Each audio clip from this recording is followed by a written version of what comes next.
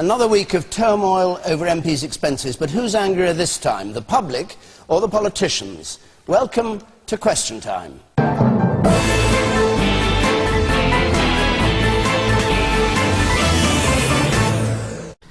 Should MPs resign if they refuse to repay their excess expenses? Nigel Farage. I can understand some MPs saying, well, isn't it a little bit unfair that something has been done retrospectively, that we didn't know what the limits were on cleaning. So I can understand there's a slight reason for arguing, but my real impression of this week is it's what's not been said by the Legg inquiry that shocks me. You know, he hasn't talked about the cynical way in which members of Parliament flipped from one primary residence to another one to enable them to furnish their houses.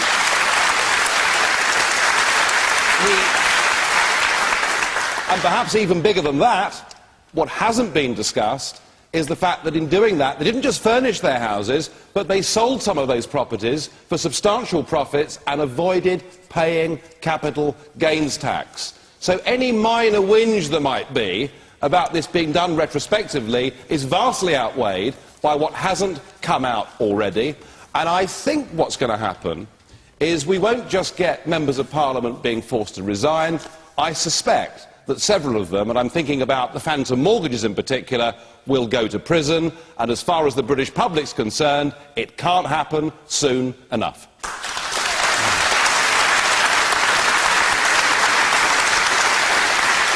And do you think some people will go to prison, as Nigel Farage says?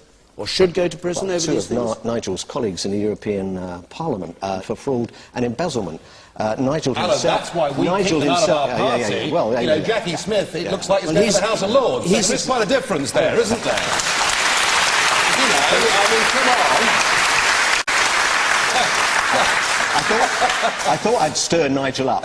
Two of his MEPs arrested on fraud and embezzlement. If any of our MPs in Norman's party or Ben's party or mine were convicted of that, they would resign immediately. Of course they would. So let's not have any Simon purity from Nigel. Hang on, we got rid of our... Alan, we got rid of our people before there were any criminal charges proven against them. We got rid of them because of breach of trust, and you should do that with your people as well. It was said about your predecessor at the Home Office, Jackie Smith, who made what was called an apology to the House this week, by the Daily Mail today, that if a British Army officer had falsely claimed £100,000 by giving the wrong address, he'd have been court-martialled and sacked in disgrace, and yet the Home Secretary can apparently escape with no punishment beyond apologising to the Commons. That's because the committee that looked at this, the reason why they didn't ask Jackie Smith to pay the money back is, first of all, they said she didn't break any rules, and secondly, that she didn't make any personal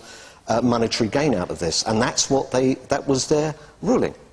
It's very interesting, isn't it? There are lots of discrepancies in what Legg is saying, and there are people trying to justify this and justify that and wonder why this isn't being considered, as Nigel saying, and Damien's happy to pay on. What they are all neglecting is that this is a chaotic shambles right across the political system.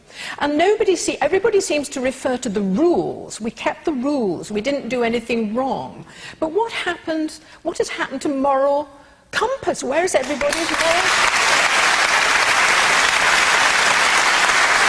Let me just ask, Alan Johnson, do you think that the Legg inquiry should be widened to include the things that both Nigel Farage and Mr. Baker... Well, it was down to Legg to do that. I mean, you know, he's instructed by the House of Commons. Norman makes this point about Nick Clegg. This is the Nick Clegg who claimed £1.50 for paper napkins, incidentally, before you start being all pious about your leader. Well, you claim £200 a month for food. Why do you get money for food? Not the whole of the food, no. What? No, I'm Simon Pure. No one said anything on me. No, but you get paid for... It's a mystery to people. You get paid £200. You're allowed to take 400. You've been taking 200, as far as I know, every month for food.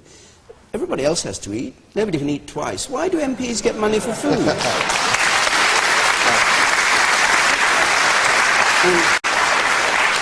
Just before we leave this, the two main parties, do you believe people will go to prison at the end of this process?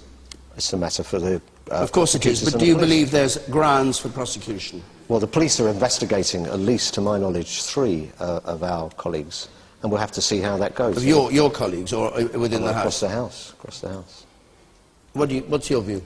I genuinely don't know. I just think when I read what some people have done, I think it would be pretty ironic if we get to the end of this Parliament and the only MP that gets arrested is me for doing my job.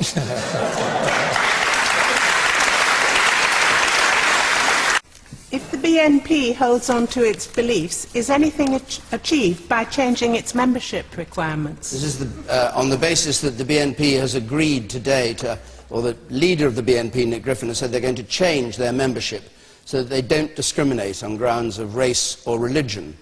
Do you not think that this is actually driving people towards becoming members of the BNP? And I say that in total disgust of the BNP and not for it, but there does seem to be an argument that people are being driven towards membership. Nigel Farage? I think we're getting this all wrong, sir. I agree with you. Look, earlier this year, there was hysteria in the British media about what the BNP might or might not do in the European elections, and wild predictions that they'd, win lots of seats and gain loads of money. And why didn't they succeed? Because they didn't really succeed. They picked up 2 seats, one in Yorkshire and one across the other side of the Pennines, just in the northwest, and they scraped both of those seats, and they didn't get any more votes than they'd got 5 years previously. I'll tell you why.